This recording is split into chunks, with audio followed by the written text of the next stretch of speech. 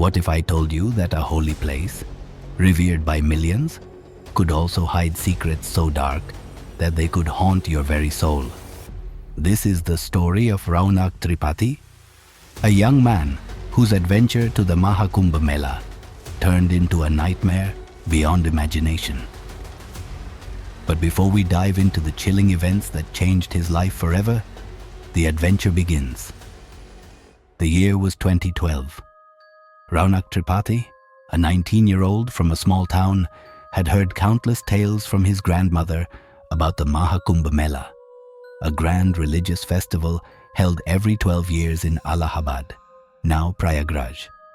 The stories spoke of gods and demons, divine powers, and mystical energies surrounding the sacred confluence of the Ganga, Yamuna, and the mythical Saraswati rivers. Raunak was excited, though not entirely for spiritual reasons.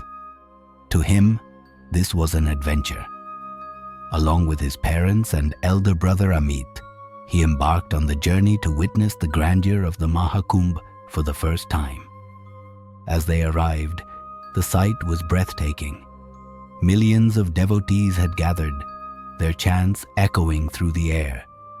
The aroma of incense mingled with the cool breeze. Raunak felt a thrill coursing through him.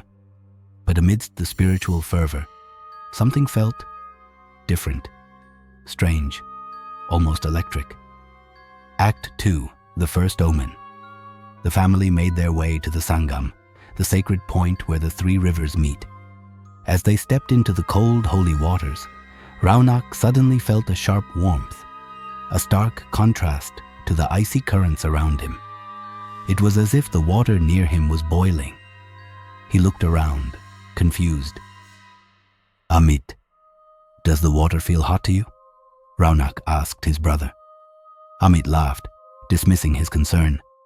It's your imagination, Raunak. The Sangam's waters are sacred, not magical. But Raunak's unease didn't fade. Something about the water, about the atmosphere, felt off.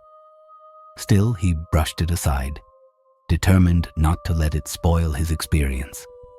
That evening, the family wandered through the bustling fairground. The streets were alive with color, music, and the aroma of food. Saints and ascetics, some dressed in saffron robes, others in ash-covered bodies, roamed the grounds. The air was thick with a mix of reverence and mystery. As Raunak explored, his eyes caught sight of a peculiar figure.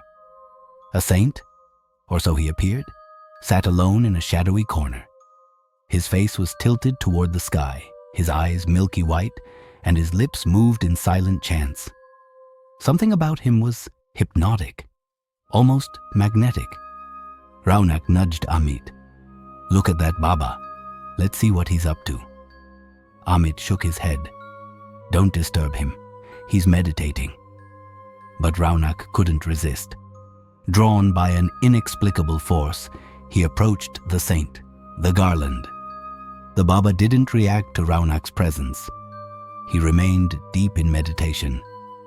Raunak called out to him a few times but received no response. Amused and slightly mischievous, Raunak picked up a stick and lightly poked the Baba. In an instant, the Baba's eyes snapped open, and they fixed on Raunak. For a moment, Raunak felt a chill run down his spine. The Baba's expression softened into a smile. You've come, the Baba said, his voice eerily calm. I was waiting for you. Raunak blinked in surprise. Waiting for me? Do you know me? The Baba didn't answer. Instead, he removed a garland from his neck, its beads glistening faintly in the dim light, and handed it to Raunak. Take this, the Baba said. Wear it tonight while you sleep. Tomorrow, you will understand everything. Though hesitant, Raunak accepted the garland. There was something almost hypnotic about the Baba's voice, compelling him to obey. He returned to his family, clutching the garland tightly. The nightmare. That night, Raunak placed the garland around his neck and closed his eyes.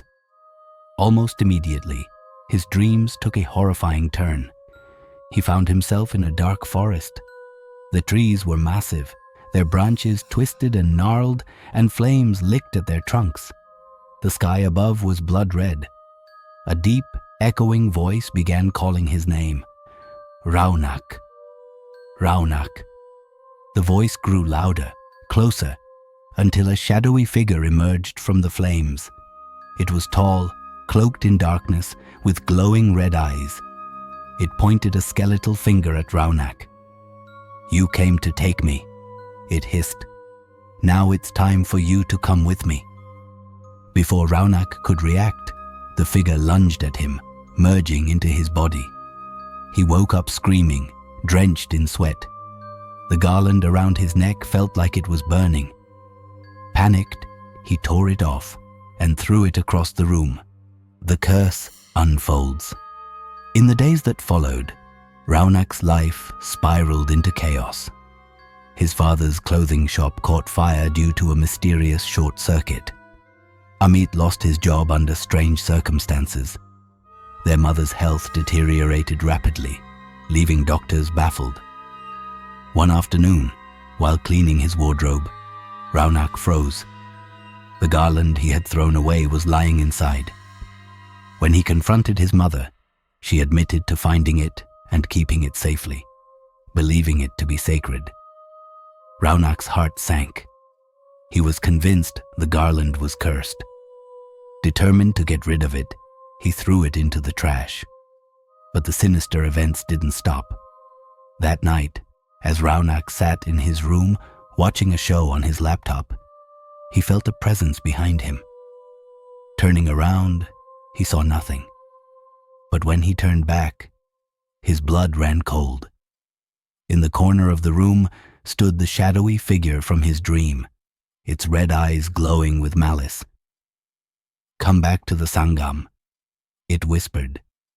Terrified, Raunak ran to Amit's room and told him everything. Amit dismissed it as stress and promised to take him to a temple the next morning. But Raunak couldn't wait.